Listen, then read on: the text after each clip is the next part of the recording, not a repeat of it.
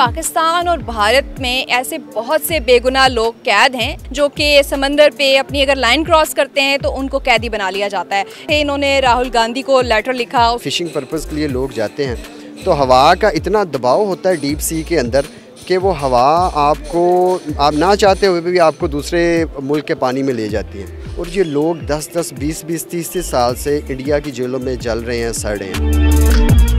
यानी कि वो बचपन के हिस्से में थे ज़िंदगी के, और अब जब वो वापस आ रहे हैं उस वक्त उनकी उम्र तकरीबन 22 साल है। जैसे कि हमारा भांजा राजन पिछले 7 साल उसमें भारतीय जेल में कैद था। लाहौर से अली चंगेज़ी सिंधु एडवोकेट ने मुफ्त कानूनी खिदमत देकर हमारे भाई को छुड़वाने में मदद की और हमारे भाई इंडिया से रिहा होकर पाकिस्तान आ चुके हैं। लेकिन 10-10 साल गुजर जाते हैं, भारतीय हुकूमत या इवन के पाकिस्तानी हुकूमत भी सेंटेंस कंप्लीट होने के बाद भी उनको नहीं वापस भेजते। अस्सलाम वालेकुम जी, मैं हूँ रुबा उरूज और आप लोग देख रहे हैं नियो डिजिटल। नाज़रीन, पाकिस्तान और भारत में ऐसे बहुत से बेगुनाह लोग कैद हैं जिनका जुर्म ये होता है कि वो बॉर्डर लाइन क्रॉस कर लेते हैं। उनमें मछेरे भी शामिल हैं जो कि समंदर पे अपनी अगर लाइन क्रॉस करते हैं तो उनको कैदी बना लिया जाता है। इनके लिए कोई एडवोकेसी करने वाला नहीं होता। यही वजह है कि सालों साल ये लोग जो है वो बच्चे जो है वो पकड़े जाते हैं और उसके बाद बड़े होके बूढ़े होके भी जो है वो उनके लिए कोई एडवोकेसी करने वाला नहीं होता, जिसकी वजह से वो अपने घर वापस नहीं आया जा सकते। हमारे साथ इस वक्त एडवोकेट अली चंगेज़ी संधू मौजूद हैं जिन्होंने 2 महीने से कानूनी जदोजहद जारी रखी हुई थी उन बेगुनाह कैदियों के लिए जो कि भारत में कैद हैं, और साथ साथ ये एडवोकेसी कर रहे थे। इन्होंने राहुल गांधी को लेटर लिखा, उसके साथ ही साथ जो है वो राजस्थान की हाई कोर्ट को भी जो है वो लिखा, और ये कामयाब हुए हैं 14 पाकिस्तानी जो बेगुनाह कैद थे भारत की जेलों में उनको रिहा कराने में, और वो वापस अपने मुल्क आ गए। बताइएगा कितना मुश्किल था ये सारा प्रोसेस, 2 माह लगे, कहाँ कहाँ के लोग थे, कितनी कामयाबी मिली है? सबसे पहले तो मैं शुक्रगुज़ार हूँ आपके चैनल का कि आपने इस टॉपिक को इतना इम्पोर्टेंट समझा और इस पे आप इंटरव्यू करने के लिए आए। सबसे पहले मैं बैकग्राउंड बताना चाहूँगा इस केस का कि पाकिस्तान और इंडिया का मैरीटाइम बॉर्डर है जो कि 96 किलोमीटर वाटर स्ट्रिप है, और वो रेन ऑफ कच्छ में मौजूद है। इधर से सिंध का इलाका है, उधर से गुजरात का इलाका है, और दरमियान में जो समुद्री आबी हदूद है पाकिस्तान की और भारत की, वो 96 किलोमीटर वो डिस्प्यूटेड है और अनडिमार्केटेड है। और वो केस काफ़ी दफ़ा इंटरनेशनल ट्रिब्यूनल्स उस पर बने, इंटरनेशनल कोर्ट में वो केसेस गए, लेकिन वो सॉल्व नहीं हुए। अब मसला ये होता है जब आप ज़मीनी बॉर्डर की बात करते हैं तो ज़मीनी बॉर्डर के ऊपर एक बाड़ लगी होती है। आपको पता होता है कि ये पाकिस्तान की टेरिटरी है, ये पाकिस्तान का बॉर्डर है, ये इंडिया का बॉर्डर है, हमें ये क्रॉस करना है, नहीं करना, इसकी पनिशमेंट होगी, ये सारे मामलात।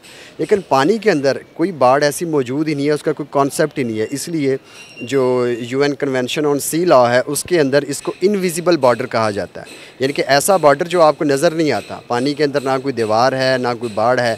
तो बाज़ का ये होता है कि अगर आपका जो बॉर्डर है वो डिस्प्यूटेड नहीं भी है तो एक कश्ती जा रही है, जब वो बोट जा रही है, फ़िशिंग पर्पज़ के लिए लोग जाते हैं, तो हवा का इतना दबाव होता है डीप सी के अंदर कि वो हवा आपको आप ना चाहते हुए भी आपको दूसरे मुल्क के पानी में ले जाती है। उस वजह से फिर जो उनके नेवी होती है या जिस तरह इंडिया के इंडियन कोस्ट गार्ड्स हैं वो उनको अरेस्ट कर लेते हैं, और ये लोग 10-10, 20-20, 30-30 साल से इंडिया की जेलों में जल रहे हैं, सड़ रहे हैं, और इनके लिए हुकूमती लेवल पे खातिर खा कोई इकदाम नहीं किए गए थे। इन शॉर्ट ये है कि मैंने आज से 2 महीने पहले ये केस टेकअप किया था। ह्यूमैनिटेरियन ग्राउंड्स पे मुझे कुछ लोगों ने रब्ता किया कि हमारे पास ना फ़ीस है कराची से, और वो बंगाली बिहारी लोग थे। तो उन्होंने कहा जी कि हमारे फ़िशरमैन इस तरह इंडियन कोस्ट गार्ड्स ने उनको अरेस्ट किया हुआ है, तो 10, 15, 20 साल से वो उधर ही मौजूद हैं, उनकी ना अभी तक कोई वेरिफिकेशन हो सकी है, ना हमें उनका पता है कि वो ज़िंदा हैं, मर गए हैं, तो आप हमारे लिए कानूनी चाराजोई करें। तो मैंने 2 माह पहले इस केस को टेकअप किया, और पाकिस्तान के तकरीबन 150 माहिगीर वो इंडिया की जेलों में अभी भी मौजूद हैं, और तकरीबन 550 इंडियन जो फ़िशरमैन हैं वो पाकिस्तानी जेलों में मौजूद हैं। कराची की मलीर जेल में गालबन हैं। तो मैंने इस कानूनी खिदमत का आगाज़ किया। मैंने एक एप्लीकेशन टेकअप की under universal declaration of human rights, और उसके बाद पाकिस्तान का और इंडिया का कैदियों के तबादले के लिए, उनकी इन्फॉर्मेशन के एक्सचेंज ऑफ इन्फॉर्मेशन के लिए, उनकी अवार्डेड सेंटेंस की इन्फॉर्मेशन के लिए एक एग्रीमेंट हुआ। तो उसको हम कहते हैं कौंसलर एक्सेस एग्रीमेंट 2008। तो उसके कॉन्टेक्स्ट में और universal declaration of human rights के कॉन्टेक्स्ट में मैंने ये एप्लीकेशन लिखी। एप्लीकेशन मैंने पाकिस्तान के चीफ़ जस्टिस साहबान को, प्रेसिडेंट ऑफ पाकिस्तान अपोजिशन लीडरान सेनेट के और कौमी असम्बली, सूबाई असम्बली। उसके बाद मैंने एप्लीकेशन मूव की यूएनओ को, इंडियन प्रेसिडेंट को, प्राइम मिनिस्टर को, अपोजिशन लीडर हैं गांधी साहब, राहुल गांधी, उनको। उसके बाद जो मुतलका हाई कोर्ट से उनके चीफ साहिबान को कि इस मैटर को ह्यूमैनिटेरियन ग्राउंड्स पे ट्रीट करें। यही वजह है कि गालबन 2015 या 16 में एक जुडिशल कमेटी भी इसके ऊपर बनी थी जिसमें रिटायर्ड जजेस को इंक्लूड किया गया था। फिशरमैन कोऑपरेटिव सोसाइटी ने 2018 में सुप्रीम कोर्ट ऑफ पाकिस्तान में एक पिटीशन भी फाइल की थी कि इन जो मछेरे हैं इनके लिए कोई खातिर ख्वाह इक़दाम गवर्नमेंट लेवल पे नहीं किए जा रहे। तो सुप्रीम कोर्ट ने एक जजमेंट दी थी, लार्जर बेंच था या 3 रुकनी बेंच था, उसमें उन्होंने कहा था कि ये रिस्पॉन्सिबिलिटी है फॉरेन मिनिस्ट्री की, इंटीरियर मिनिस्ट्री की और नादरा की। जितने भी स्टेक होल्डर्स हैं, जितनी भी मिनिस्ट्रीज हैं जो डायरेक्ट या इनडायरेक्ट उनका ताल्लुक है, वो एक कम्प्रीहेंसिव वेबसाइट बनाएं। ये बाकायदा जजमेंट के कंटेंट्स हैं। एक कम्प्रीहेंसिव वेबसाइट बनाएं। वेबसाइट के अंदर आप मेंशन करें कि ये कब गिरफ़्तार हुए, इंडियन कोस्ट गार्ड ने इनको कब गिरफ़्तार किया, इनको कब मजिस्ट्रेट के सामने पेश किया गया, और इनको जो अवार्डेड सेंटेंस है वो कितनी है, कब कंप्लीट हो रही है और कब एक्सपेक्टेड है कि ये पाकिस्तान आएंगे। क्यों? ताकि उनके जो पेरेंट्स हैं, उनकी फैमिली है, उनके बच्चे हैं, उनको पता हो कि ये कब हमारे जो प्यारे हैं वो आ रहे हैं जेलों से छूट कर। दूसरी इंपॉर्टेंट बात यह है कि ये कोई इतना बड़ा ऑफेंस नहीं होता। जब भी क्रिमिनल लिटिगेशन की हम बात करते हैं, क्रिमिनल जस्टिस सिस्टम में मेंजरिया एक बहुत बड़ा प्रिंसिपल है।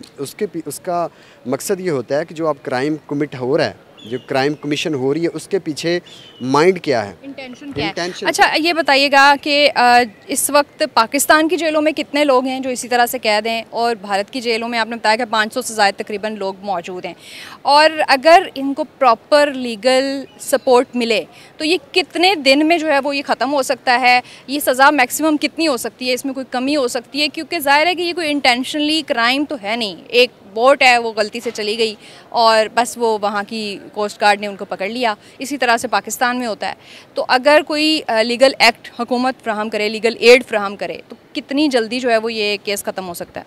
देखिए, ये तो है गवर्नमेंट की फ्री विल के ऊपर। मतलब मेरे सामने मौजूद है कौंसल एक्सेस एग्रीमेंट जो पाकिस्तान और इंडिया के दरमियान हुआ। इसकी क्लॉज 1 बात करती है कि इन्होंने लिस्ट मेंटेन करनी है, दोनों कंट्रीज़ ने, इंडिया ने और पाकिस्तान ने, about arrest, detention and imprisonment, जो कैदी गिरफ़्तार हुए हों, अरेस्ट हुए हों। और 1 जनवरी को और 1 जुलाई को, यानी कि हर साल की 1 जनवरी और 1 जुलाई को दोनों स्टेट्स की जो गवर्नमेंट्स हैं, दोनों मुल्कों की जो हुकूमतें हैं, वो आपस में एक्सचेंज करेंगी। क्लॉज 2 की बात की जाए, वो immediate notification of arrest to high commission, कि जब भी आप कोई बंदा अरेस्ट करेंगे किसी भी मुल्क का, यानी कि दोनों मुल्कों में से किसी एक मुल्क का, तो आप उसका जो मुतलका हाई कमीशन है उसको इन्फॉर्म करेंगे। जिस तरह पाकिस्तान में इंडियन हाई कमीशन मौजूद है, इंडिया में पाकिस्तान हाई कमीशन मौजूद है, उसके साथ आप लिस्ट का तबादला करेंगे। 3 जो क्लॉज है वो बात करती है इन्फॉर्म अवार्डेड सेंटेंस। आपकी रिस्पॉन्सिबिलिटी है कि आप जो बंदा अरेस्ट कर रहे हैं उसको 3 महीने के अंदर अंदर कौंसलर एक्सेस एग्रीमेंट के तहत आप उसको कौंसलर एक्सेस दें। उस मुल्क का कौंसलर उनको जाके मिलेगा, उसका स्टाफ मिलेगा, और उसके बाद जो अवार्डेड सेंटेंस है उसके बारे में उसको बताया जाएगा ताकि वो उसकी फैमिलीज़ के साथ कोऑर्डिनेट करे, क्योंकि ये फंडामेंटल राइट है एक बंदे का कि अगर वो अरेस्ट हो गया तो स्टेट की रिस्पॉन्सिबिलिटी है कि उसके फंडामेंटल राइट्स को प्रोटेक्ट करे। इसमें क्लास अगर 7 की बात की जाए तो वो ये कहती है कि अगर आप के सिक्योरिटी इश्यूज़ नहीं हैं, ये उसमें कोई पॉलिटिकल मोटिव्स नहीं है, अगर बंदा है उसको वो स्पाई हो नहीं है या कोई और सिक्योरिटी ग्राउंड्स नहीं हैं, तो आप उसको ह्यूमैनिटेरियन ग्राउंड्स के ऊपर उसको कंसिडर करेंगे और उसकी रिहाई के लिए, उसकी रिपैट्रिएशन के लिए, उसकी रिलीज़ के लिए आप गवर्नमेंट से बात करेंगे और उसको छोड़ देंगे।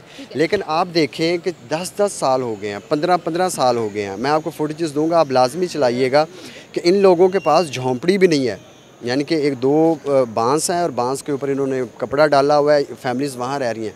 हाउ इज़ दैट पॉसिबल कि ये एक वकील की लीगल असिस्टेंस को अफोर्ड करें? वकील जानना चाह रही हूँ कि जो हमने 14 लोग वापस आ गए पाकिस्तान, उनकी कहाँ से वो बिलोंग करते हैं और कितना टाइम उन्होंने गुजारा है जेलों में? कुछ लोग ऐसे हैं जो बचपन में थे, यानी कि बचपन के हिस्से में थे ज़िंदगी के, और अब जब वो वापस आ रहे हैं उस वक्त उनकी उम्र तकरीबन 22 साल है। यानी कि जब पाकिस्तान से गए थे हम उनको कह सकते हैं लॉ की ज़ुबान में कोई जुवेनाइल ऑफेंडर्स थे, लेकिन अब वो मैच्योर हैं, अब वो मेजर हैं। उसमें अभी तक जो हमें पता चला है 14 लोग इंडियन गवर्नमेंट ने वो पाकिस्तान रेंजर्स के हवाले कर दिए हैं, पंजाब रेंजर्स के। उसमें से कुछ लोग हैं वो फ़िशरमैन, उनके नाम मैं आपको बता देता हूँ। राजन, वल्द रमज़ान माला, सोगांडियो वल्द उस्मान माला, सोमर वल्द याकूब माला, ग़ुलाम वल्द आगरो माला, अल्लाह बाचियो माला वल्द मोहम्मद सदीक माला। इनमें से जो राजन है सोगांडियो और एक और बंदा है उसका ताल्लुक़ है ठट्ठा सजावल से।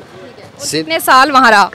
ये तकरीबन 12 से 15 साल का अरसा उसके घर वाले बता रहे हैं कि जब वो पाकिस्तान से गया था या उसको अरेस्ट किया गया था उस वक्त उसकी उम्र 15-16 साल होगी। अब जो वापस आ रहा है तो उसकी उम्र 22-25 के लगभग है। और अगर लीगल एड हो तो ये 3 माह का प्रोसेस है जिसमें ये ख़त्म हो जाना चाहिए केस। मैम कॉन्सुलर एक्सेस एग्रीमेंट की अगर बात की जाए तो 3 माह का प्रोसेस आपने बिल्कुल सही उसको पॉइंट आउट किया, लेकिन मैं अगेन बात कर रहा हूँ कि अगर आप इस एग्रीमेंट को पोलिटिसाइज़ नहीं करते, सार्क का ऑप्शन मौजूद है, आपके पास और बहुत सारे ऑप्शंस मौजूद है। 2 गवर्नमेंट के दरमियान है ना, 2 फ्री कैन हैं, वो चाहें तो 1 मिनट में सुलह कर लें, वो चाहें तो हफ्ते के अंदर अंदर लिस्ट का तबादला करें और जो फ़िशरमैन हैं जो अनइंटेंशनली आए हैं उनको वापस भेज सकते हैं। It all depends on the will of the government. ठीक है, यहाँ से भी लोग गए हैं? किस पर्पस? जो वहाँ के इधर लोग कैद थे उनको भी छोड़ा गया? जी बिल्कुल, जब भी कोई रेसिप्रोकल अगर अप्रोच के साथ बात की जाए, रेसिप्रोकल अगर स्टेप्स लिए जाएं, फिर होता है कि इंडियन गवर्नमेंट उनकी टेबल टॉक होती है कि हम इतने बंदे छोड़े हैं, आप कितने छोड़ेंगे, आपके पास इतने बंदे हैं उनमें से इतने छोड़ें। तो ये रेसिप्रोकल मेयर्स हैं। लेकिन जब मेरिट की बात होती है तो ये जो अब मसला ये है कि ऐसे लोग, ऐसे मछेरे जिनकी सेंटेंस कंप्लीट हो गई है, अदालत ने उनको सज़ा दी थी, उनकी सज़ा कंप्लीट हो गई है, तो उनका बेसिक राइट है ना universal declaration of human rights के अंडर कि उनको वापस भेजा जाए। लेकिन 10-10 साल गुजर जाते हैं, भारतीय हुकूमत या इवन के पाकिस्तानी हुकूमत भी सेंटेंस कंप्लीट होने के बाद भी उनको नहीं वापस भेजते। ये डिपेंड कर रहा होता है इनकी पॉलिटिकल टर्म्स के ऊपर, आपस में इनके कैसे मामलात हैं दोनों रियासतों के, दोनों ममालिक के। तो मेरे ख्याल में इस मुआहदे को, कॉन्सुलर एक्सेस एग्रीमेंट को हमें पोलिटिसाइज़ नहीं करना चाहिए। उसके बाद इसके डिफेक्ट्स के ऊपर मैं काम कर रहा हूँ कि एक बंदा जो उधर गिरफ़्तार है उसके पेरेंट्स को, उसकी फैमिली को जब आप बेसिक लीगल डॉक्यूमेंट्स ही नहीं प्रोवाइड करेंगे, स्टेट का काम है कि दूसरी स्टेट को कहे कि हमें लीगल डॉक्यूमेंट्स प्रोवाइड करें। अगर पता ही नहीं है पोस्ट ट्रायल प्रोसीडिंग्स क्या हुई हैं, प्री ट्रायल प्रोसीडिंग्स क्या हुई हैं, तो कैसे पॉसिबल है इनके लिए कि ये उसको डिटर्मिन कर सकेंगे। उसके बाद एडवोकेसी इंपॉर्टेंट चीज़ है। कोई भी वकील अपनी रियासत के अगेंस्ट नहीं बोल सकता। ये कैसे पॉसिबल है कि इंडिया में स्टेट के बिहाफ के ऊपर इनको रिप्रेजेंट करने वाला वकील इनकी रिहाई के लिए काम करेगा। यहाँ से मिलना चाहिए वकील। बिल्कुल, शुक्रिया। यकीनन आपकी जदोजहद जो है वो काबिल तहसीन है। इसमें मैं एक चीज़ ऐड करूँगा कि अभी भी पाकिस्तान के तकरीबन 150 मछेरे उधर मौजूद हैं पाकिस्तान इंडिया की जेलों में, और उनके तकरीबन 500 मछेरे पाकिस्तानी जेलों में मौजूद हैं। आज मैं फॉरेन मिनिस्ट्री को मैंने एप्लीकेशंस लिखी थी, उन्होंने डाटा प्रोवाइड नहीं किया, तो मैं RTI कमीशन में अपील फ़ाइल कर रहा हूँ और जितनी इन्फॉर्मेशन आएगी वो शेयर भी करेंगे और उनके लिए भी मुफ्त कानूनी खिदमात सर अंजाम देंगे। ज़बरदस्त है जी। और ये सारा जो कानूनी कोशिश थी एडवोकेट साहब की, ये इन्होंने फ्री ऑफ कॉस्ट किया है। आई थिंक कि स्टेट लेवल पे भी हमें इस तरह की लीगल एड, हमारे बेगुनाह जो कैद मछेरे हैं या किसी भी जुर्म में वहाँ पर कैद हैं जिनका जो कि बाय इंटेंशन नहीं है, तो उनके लिए लीगल एड जो है वो मौजूद होना यकीनन वक्त की ज़रूरत है। और ये दोनों मुल्कों के लिए, दोनों मुल्कों की हुकूमत को ह्यूमैनिटी ग्राउंड्स पे ये सोचना होगा कि जो लोग अपनी ज़िंदगी के 13 साल 15 साल, कुछ लोग तो 20-20 साल वहाँ जेलों में गुजार देते हैं, तो फिर उनका जब कसूर भी कुछ नहीं होता। तो I think it's a great effort और मुझे उम्मीद है कि इस तरह की कोशिशें दोनों मुल्कों के जो बेगुनाह कैदी हैं उनके लिए बेहतर साबित होंगी।